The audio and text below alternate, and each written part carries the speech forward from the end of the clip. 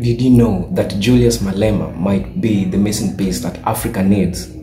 I know the question sounds so impossible, right? But look at this.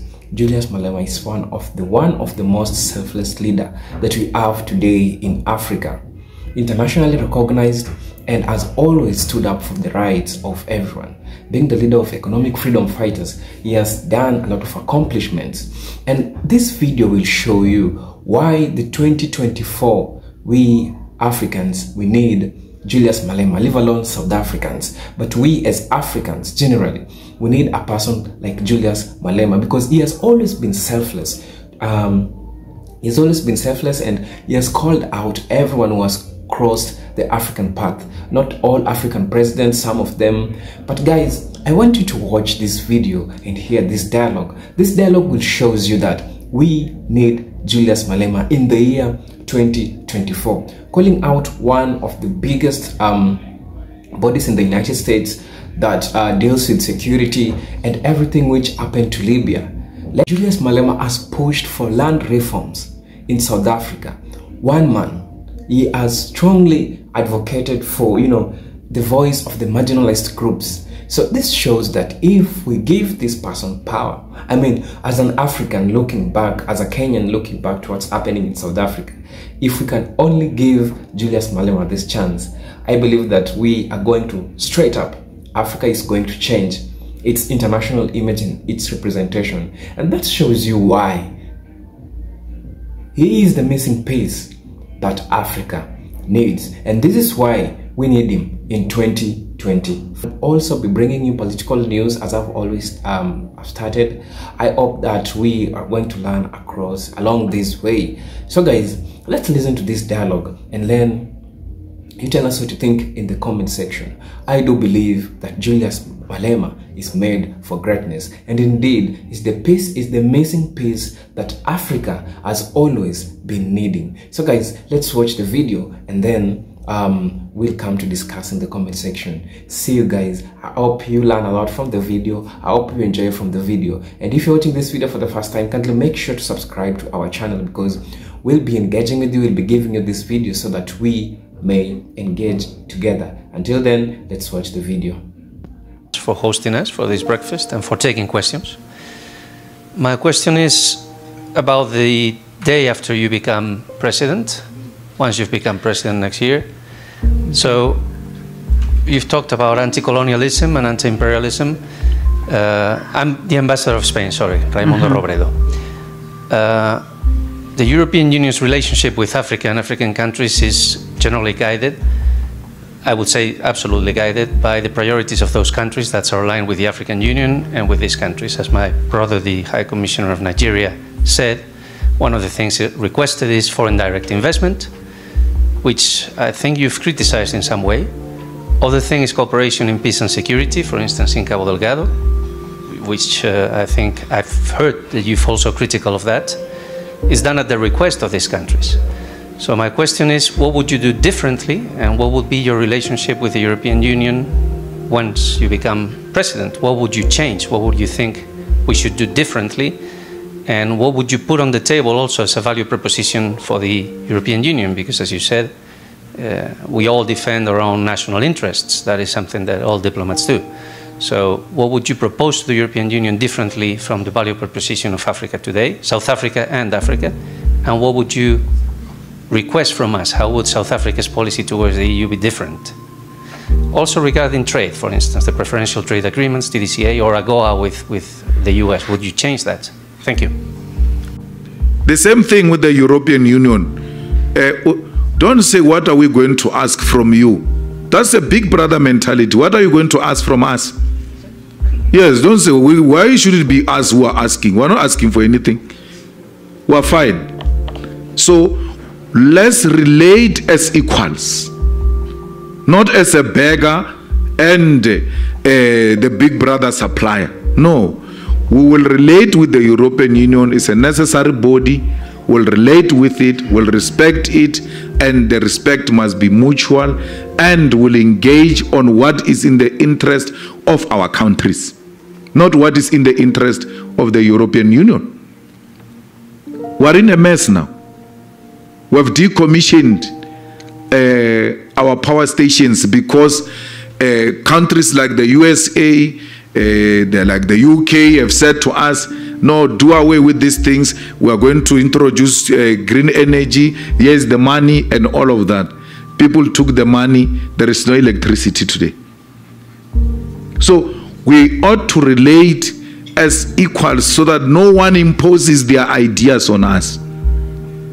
We are people that subscribe to superior logic. Anything that is scientific, anything that has been proven, anything that makes sense, we'll agree with it. It doesn't matter whether it comes from European Union or it comes from BRICS or it comes from China or Russia.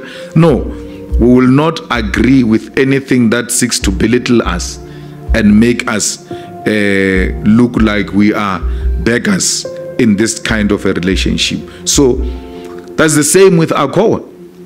You can't use AGOA to threaten us in terms of our sovereignty and our foreign policy. That if you are going to bring Putin here and not defy, will do away with AGOA. You can do away with AGOA. We remain with our sovereignty. Should you strip us of our dignity because we are desperately looking for AGOA? That our foreign policy is now determined somewhere else. Which nation can be proud of that? That our foreign policy is determined somewhere because we are beneficiaries of AGOA. It can't be correct. Let's trade and have those benefits of AGOA out of mutual understanding and respect for each other's sovereignty and foreign policy. Not that today, because we don't agree on Putin, you must withdraw the whole thing. That is puppeting, that is belittling. That is making us look like we are beggars. But let's remain with our dignity. Let's be beggars with dignity, not stripped of dignity and thinking that you are what you are not. You can't even make your own foreign policy determinations because AGOA will be taken away. We are spreading the wings of the EFF. We have EFF in Liberia, we have EFF in Lesotho, we have EFF in Namibia, we have EFF in Zimbabwe. We are a young organization in terms of age, but already we are finding an expression in other African countries because we are trying to take this spirit into other African countries. We need to strengthen AU, give it more teeth to bite. The decisions of the AU must be taken and they must be firmly implemented by countries of Africa if we are going to say this is a serious continental body. Business has no choice.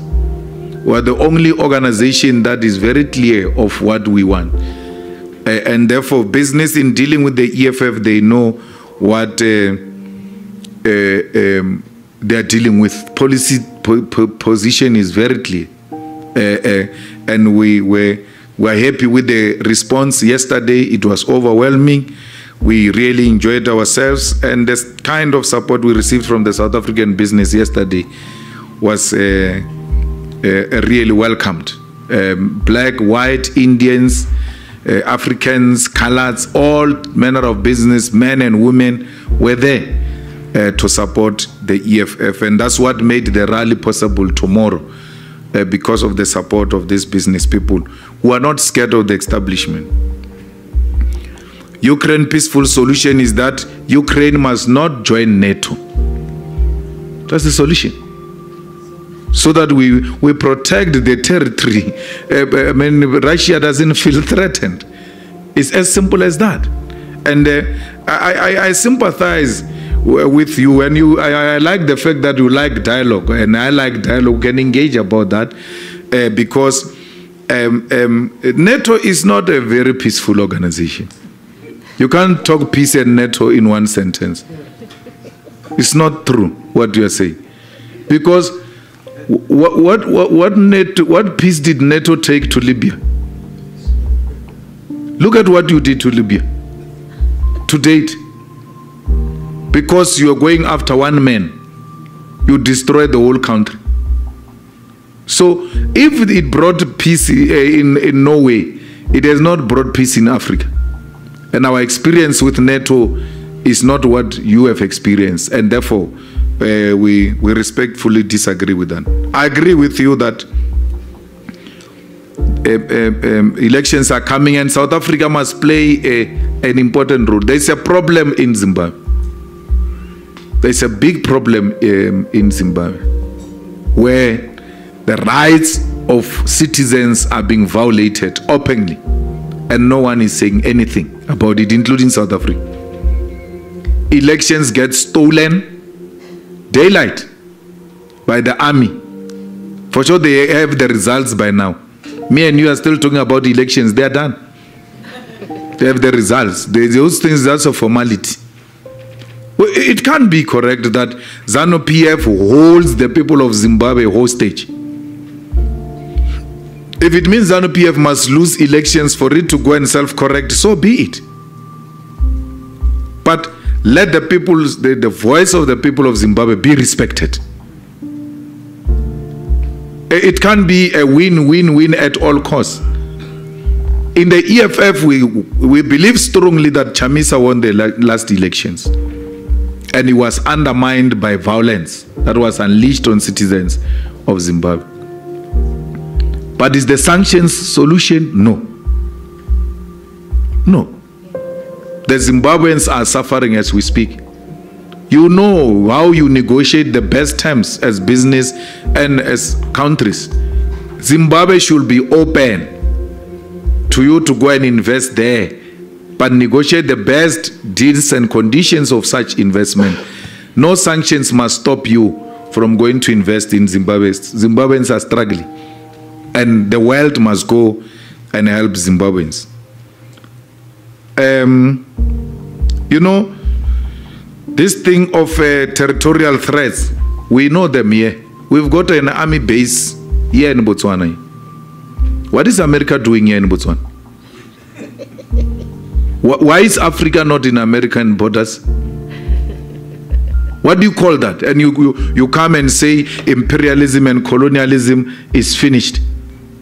When people expand their territorial expansion through putting military bases at our borders. There's a military base here. A study has been conducted that a fighter jet that moves from that army base to the Union building will not take less than 2 minutes to bomb the Union building. If a war is declared with America, America does not have to assemble any resource from Washington or anywhere else to come here. They are already here. What do you call that? It's democracy. It's free wealth. We must celebrate that and say, no, imperialism is no longer there. It's in our head. We understand what Putin is fighting against because we have it here. Here. What is it doing here? We never went to Asia. We never went to Europe. We never went to America. We are here. We don't establish bases anywhere. Why should you establish bases in military bases in our continent? And when we speak, it's called old-fashioned politics. That they are out of fashion. There's no such a thing as imperialism. When imperialism is breathing on our neck, yeah, we're not going to allow that. We are going to expose that American military base here all the time in the platforms we get and educate our people that this is exactly what Putin is fighting against. America will not allow that. That Russia must go and establish a military base in Cuba with missiles facing the USA. Don't want to allow that. So we must not be allowed, we must not be asked to accept the things that you will not accept if they were to happen in your countries. And that's what we're talking about when we speak about NATO and peace not going together. So, ladies and gentlemen, it doesn't mean enmity. We're not enemies. We engage robustly. Our policies can be challenged the same way we challenge your policies. we are open for engagement. South Africa is open for investment in our own terms. We know what multinational companies have done to our economy, coming to milk our resources, leaving us dry. The case in point is a place called Marikana. Just go and see what the London mine did there and what Sibanye is doing there. To date, with a huge operation of a mine just next to it, there is no water, there's no tar road, there's no electricity, there are no houses, no proper schools. People are squashed in one place. Yet, a stone thrown away, there is a mine. We cannot allow that to continue as is under the EFF. We want a mine that will benefit our people. Why do people say, no, the state must not own a bank in South Africa? Because there are private banks. Why do you need a state bank? Because they want to continue to exploit people and charge them high interest. Why do you say you don't want the state to be in the bank, but the state is in hospitals? There is private hospitals, there is state hospitals. There is private schools, there is state schools. There must be private banks and state banks. And the private bank, the private hospitals and schools and private everything, even where the state participate, the private sector still maximize profit, even when there is an option of a state. We will not close them down under the EFF. We will do what Kenya did. We will not close private schools. We will build quality public education where people will abandon private schools and go to public schools like in Kenya, where Kenyans leave private schools because public education is better. That's what we need to do. Private schools are closing in Kenya. So we will not close any mine. Why should we close a mine? We are the ones who issue the licenses of mines. We will give a license of a profitable mine to the state-owned mining company, where mining will not cost the state a lot of money, where the mineral resource is close. You don't need many resources and money to produce the product. That license shall go to the state, because we are the ones who allocate the license. Why should we close the mine? That's what nationalization means. Means a state-owned mining company will be established and shall mine next to the American mining companies. We won't close them down, but will mine in such a way that they will not see a need to continue mining, because the state will be doing so well and will crush corruption. The biggest problem is corruption, and the Chinese have dealt with it and dealt with it decisively. You steal money of ARVs, money that must go to people who are HIV positive, by go and buy medication for people who are HIV positive. You steal that money, and as a result, a lot of people die. Why should you be alive after killing people? You deliberately killed people. You knew when you don't give them that medication, they're going to die. What happens? What are the consequences there? You don't get killed, you don't get imprisoned, yet a lot of people have died. Everybody has concerted that ESCOM collapsed because of corruption. But we don't know who's corrupt till to date. But they know there is corruption. Corruption. ESCOM collapsed. And as a result, oxygen machines in hospitals switched off and people died. So you are not just corrupt, you are a murderer. So they are saying corruption, they don't refer to them as murderers. They are murderers. They killed people. Yet not a single one of them has been arrested. Society has got no problem of corruption. They want you to deal with it decisive. Then they know there are consequences. They will run away from corruption. So that's the kind of leadership we'll introduce in this country, where we deal decisively with things that are not beneficial to the people of South Africa. But we're internationalists in outlook. There's no way we can exist in isolation. We need you for us to survive. And that's why we are open for an engagement. No country can exist in isolation. We need friends. And those friends is all of you who are in this hall. We might disagree on this or that, but what brings us together is humanity. We want to see humanity succeed, and that's what makes us friends. And the door of the EFF remains open for bilateral engagements with individual embassies who seek more clarity. We're there. Our international relations office is here. Tomorrow we're in a rally. After the rally tomorrow, things are back to normal.